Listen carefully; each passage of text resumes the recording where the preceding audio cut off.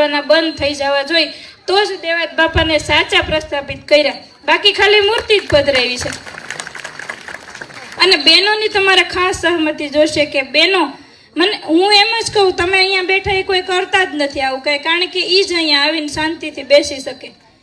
પણ સહમતિ દર્શાવો કે આહિરકુળ હતું એવું પાછું લાવવામાં કેટલા બહેનો મહેનત કરશે. આધુનિકતા, હું એમ નથી કહેતી કે રોજ ટ્રેડિશનલ પહેરીને નીકળો, સહમતિ તો હું કહેતી નથી કે તમે વ્યસન કરો, હું એમ કહું છું કેટલા સહમત છે કે મારો પરિવાર નિર્વ્યસની બનશે,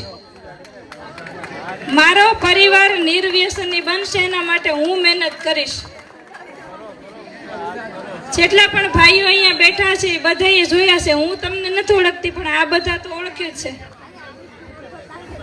એટલે હવે ઘરમાં કાંઈ પણ નહીં આવે. અને ભાઈઓ જેટલાય તાળીઓ પડીને એને કહી દઉં કે વ્યસન બેનો કરે ને પણ જવાબદાર તમે છો, કારણ કે ઘરે આવીને કંઈ પૂછપરછ ન કરે ને એટલે ખાવા દે કે મોઢું બંધ હોય ત્યાં સુધી કંઈ પૂછવાની તો છે નહીં.